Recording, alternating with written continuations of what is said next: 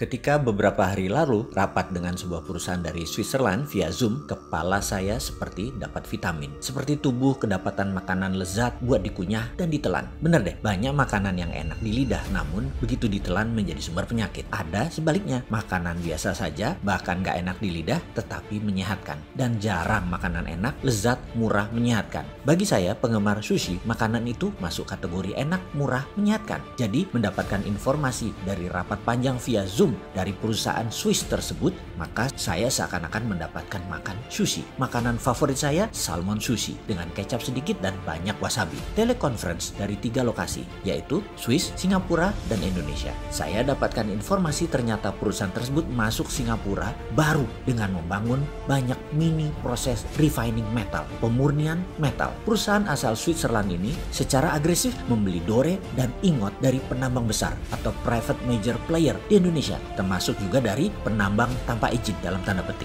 dengan struktur tertentu yang kemudian di-refine di Singapura. Mereka saat ini sedang meningkatkan stok PGM mereka atau precious group metal mereka. Mereka juga ternyata membangun di Dubai seperti di Singapura ini dengan bahan baku dari Afrika. Menarik, asli menarik strategi yang mereka lakukan. Mereka menghubungi saya karena nama saya kebetulan ada dalam perusahaan tambang emas di utara Manado, di salah satu pulau utara Indonesia. Mereka ingin mengambil ingotnya atau dore atau metal yang masih bercampur dengan emas yang kadarnya paling tinggi 50%. Masih ada Ag-nya, masih ada PT-nya, yang jelas Cu-nya yang paling banyak dari sisa 50% tadi. Mereka memerlukan semua mineral tadi. Sama persis seperti apa yang dilakukan pihak Cina dengan mengambil nikel yang dibela pejabat teras yang multi talent itu. Nikelnya 25%. Sisanya emang isinya pasir. Ya enggak lah, ada litium, ada fero. Wis, males dah kalau saya lanjutin urusan hal ini. Sebenarnya yang heran adalah masalah fansnya. Asli saya heran. Tanah air dikuras, bosnya mah nggak paham-paham banget. Pejabat-pejabatnya berlindung di balik kebaikan bosnya. Ketika diingatkan banyak kesalahan pejabat-pejabat tersebut, lalu bosnya dan fans bosnya dipakai buat serangan balik. Dan mereka akhirnya sudah tahunan menikmati kedaulatan menjabat dilindungi oleh bosnya. Yang pastinya fulusnya mah mereka pribadi naiknya kenceng. Bosnya mah biasa-biasa aja. Sementara itu bosnya yang jujur, baik, sederhana, tapi tidak paham bisnis oligarki, yang menjalankan tugas hariannya seperti biasa saja. Jadi apa yang dikuras? Yaitu yang sisanya yang 75% di luar nikel. Kembali ke perusahaan Swiss tadi. Sama seperti kayak Tiongkok. Ambil ingot, ambil dore, tetapi yang dibayar hanya gold kontennya. Yang didiskon lagi karena belum disertifikasi alasannya. Juga belum di-refine atau dimurnikan. Semuanya bisnis itu sudah jalan tahunan. Hanya baru setahun ini mereka punya refiningnya sendiri di Singapura. Seperti biasa, begitu saya dapat peluang bicara, saya banyak tanya kepada mereka. Mau apa dengan PGM dan metal-metal lainnya yang mereka beliin ini? Apakah mau jadi juragan jual beli hard commodity? Mereka tertawa. Jah, dalam hati saya, gue diketawain. Yang singkatnya mereka menjawab, "Don't be so naive, brother. You must know what is our intention." Mereka mengatakan saya jangan naif-naif. Pasti mereka tahu niat mereka mengumpulkan mineral tadi. Kepala saya langsung teringat 200 tahun yang lalu ketika Swiss mengumpulkan banyak metal di dunia. Di mana Swiss adalah satu-satunya negara yang memiliki Swiss Metal Bank. Bank metal yang menyimpan benda-benda berharga. Semua ini menjadi dasar underlying terbitnya Swiss franc, mata uang Swiss. Jadi kali ini mereka mengumpulkan kembali apakah dengan tujuan yang sama, membuat Swiss jadi safe haven currency. Banyak ngelamun saya dalam diskusi kemarin. Setiap beberapa kalimat dari mereka saya langsung punya theater of mind, layar bioskop di kepala saya. Apa yang akan terjadi ke depan dengan strategi mereka ini? Pertama, saya geblek-geblekin yang jual material ke mereka.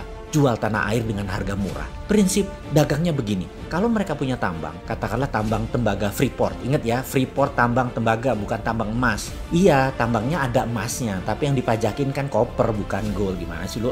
Terus diambil 51% lagi perusahaan tambang tersebut. Ini di siapa lagi? Kalau mau ambil ya emasnya, yang dikirim ke Rio Tinto dan ke Jepang itu loh, yang di-refine di luar Indonesia, emasnya.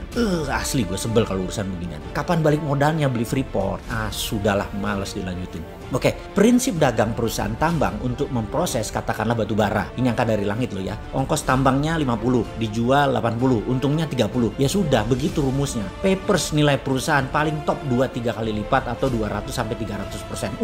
Itu pun sudah overvalue. Tapi perusahaan teknologi nilainya bisa 100 kali aset atau kapitalisasinya bisa beratus kali karena kemampuan melipat nilai papersnya tadi. Juga perusahaan metal berharga ini. Semacam VOC lah, nilai papersnya bisa berkali lipat. Jadi perusahaan Swiss tadi ambil metal untuk dijadikan jaminan underlying surat berharga seperti bond misalnya. Misalnya bond tadi diambil Swiss untuk cetak uang, maka kertas saja yang dipindah tangankan, metal masih di tangan perusahaan Swiss tadi, katakan 10 billion dolar buat jaminan Swiss franc. Swiss membayar pinjaman tadi juga pakai bunga atau membeli dengan DP yang murah. Persis seperti pinjamnya IMF deh. Lalu misalnya negara lain, Singapura pinjam surat berharga tadi buat underlying terbitnya uang baru Singapura dolar. Kertas berharga itu pindah tangan. Tidak perlu 100% dibayar oleh Singapura, cukup 20-30% saja dari nilai. Tapi Singapura bisa cetak 100%, memanfaatkan 70% sisanya tadi. Kan ada jaminan, nggak inflasi.